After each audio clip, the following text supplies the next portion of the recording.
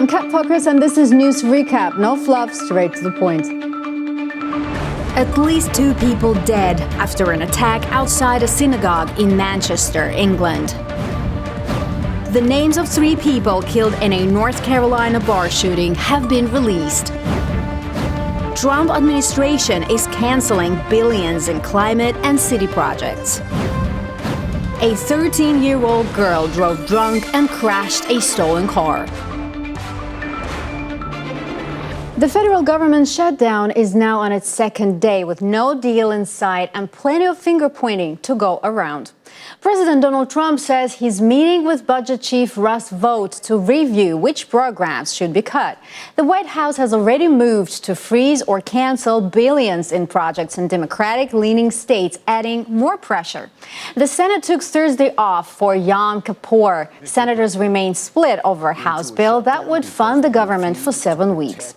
Democrats want health care tax credits extended and limits on Trump's ability to slash spending on his own. White House Press Secretary Caroline Leavitt warned layoffs could hit in the thousands. The economic cost is also mounting. Economists say every week of shutdown drains $7 billion from the economy and slows growth. The last Trump-era shutdown in 2018 lasted 34 days and cost $11 billion.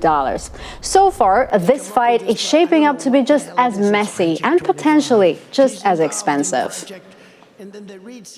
A deadly attack outside a synagogue in Manchester, England, has left at least 2 people dead and several others hospitalized.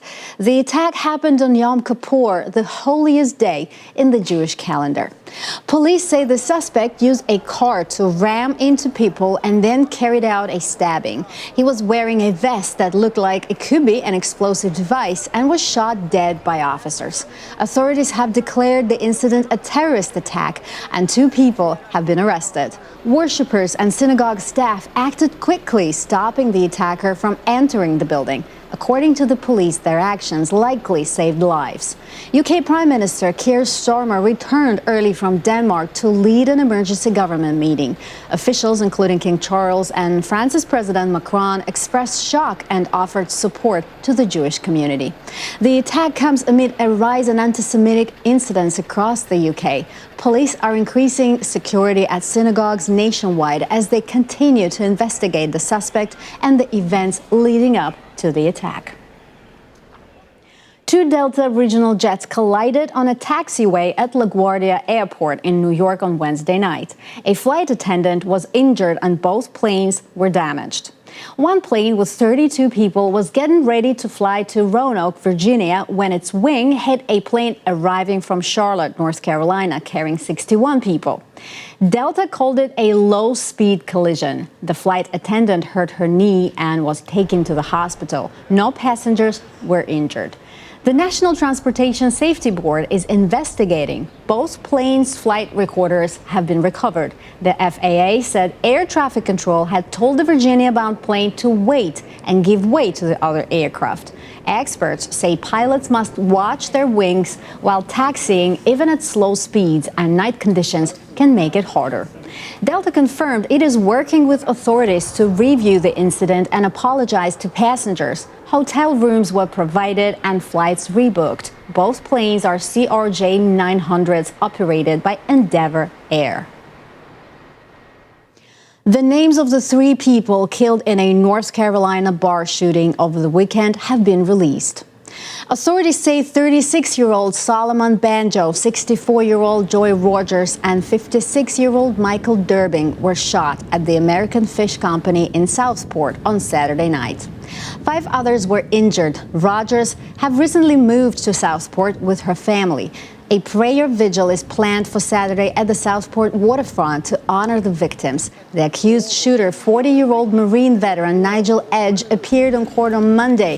He was ordered held without bond and faces 3 counts of first-degree murder, 5 counts of attempted murder, and 5 counts of assault with a deadly weapon. Prosecutors have indicated they may seek the death penalty. Edge has not entered a plea. A probable cause hearing is scheduled for October 13th. The death toll from Tuesday's 6.9 magnitude earthquake in the central Philippines has reached 72 people.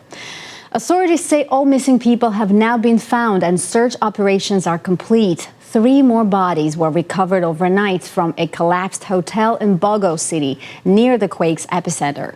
With all victims accounted for, some rescue teams in Cebu province have been stood down. President Ferdinand Marcos Jr. visited the disaster zone on Thursday, announcing plans for a tent city to shelter residents from 600 destroyed homes and thousands too afraid to return because of the aftershocks.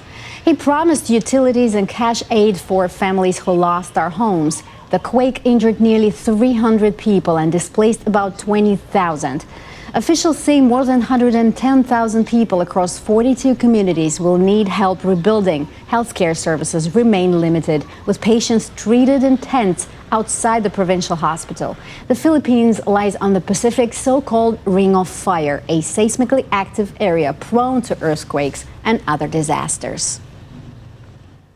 In the meantime, the Trump administration is canceling billions in climate and city projects, the latest effect of the government shutdown. On Wednesday, the White House said $8 billion in climate projects and 16 states would be canceled. Russ Vought, head of the Office Management and Budget, called it Green New Scam funding to fuel the left's climate agenda. Most of the states affected voted for Vice President Kamala Harris in 2024 and are led by Democratic governors, including California, New York, and Massachusetts. Infrastructure projects are also on hold. In New York, $18 billion project for the Hudson Tunnel and 2nd Avenue subway is paused. Officials say they are checking for possible unconstitutional DEI policies, but because of the shutdown, the staff who normally handle these reviews are furloughed, slowing the process. That means important projects are stuck, leaving city leaders and residents waiting while federal money stays frozen. A legal battle is unfolding in California. Nearly 30 cities and counties, including San Francisco, San Jose, and Los Angeles, are suing the Trump administration over emergency and disaster funding. Local leaders argue the administration is tying more than $350 million in life-saving grants to political demands, including enforcing immigration policies and rolling back diversity and equity programs. The lawsuit challenges new rules from DHS and FEMA, which officials call unconstitutional and an overreach of authority. These grants support fire departments, disaster preparedness, port and transit security, and counterterrorism, helping more than 30 million people on the West Coast. At stake, $140 million for wildfire recovery in Los Angeles, $23 million for flood mitigation in Marin County, and nearly half of Santa Clara County's emergency management budget. Officials warn they won't let critical emergency funds be held hostage. For now, the money remains in limbo as the courts decide. 2 teenage girls were killed in a hit-and-run in Cranford, New Jersey earlier this week, in what authorities say may have been a targeted attack. The victims, 17-year-old Maria Niotis and Isabella Salas, were riding on e-bike together around 5:30 p.m. when a black Jeep struck them. Both girls later died at the hospital. A 17-year-old boy from nearby Garwood was arrested near the scene and charged on Wednesday with 2 counts of first-degree murder. Authorities have not released his name, but friends and neighbors say one of the girls had been stalked by the suspect, who allegedly parked outside her home for months. A restraining order had been reportedly filed too, but friends stated nothing was done to prevent this tragedy. Residents described the scene as shocking and heartbreaking. Relatives and friends remembered the girls as kind, fun, and full of life. Salas was described as joy to have around and an amazing singer, while Niotis was remembered for her warmth and character. Authorities continue investigating the incident as the community mourns the loss of 2 young lives. A 13-year-old girl in Arizona drove drunk and crashed a stolen car with an 11-year-old passenger inside. The crash happened near Flagstaff on Interstate 40. Both children were taken to a hospital with non-life-threatening injuries. The car had been stolen from the Flagstaff Police Department. Authorities said the teen drove the wrong way across the median, then corrected her course and sped at more than 100 miles per hour.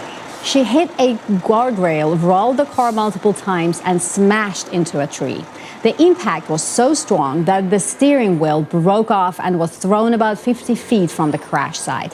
Her blood alcohol level was 0.183. That's more than double the legal limit for adults in Arizona, while anyone under 21 is legally not allowed to have any alcohol in their system while driving.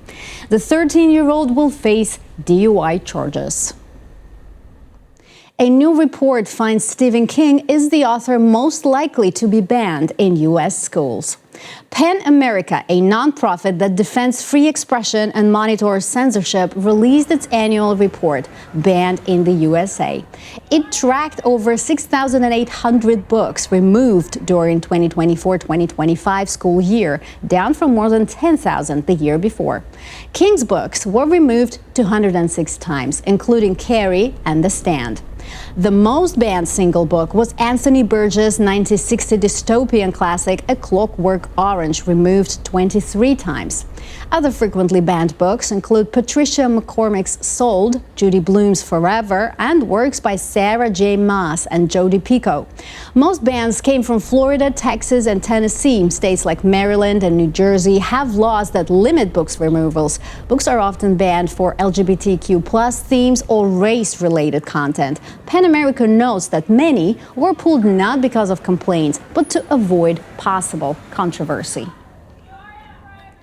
Elon Musk has become the first person in history with a net worth of $500 billion, according to Forbes.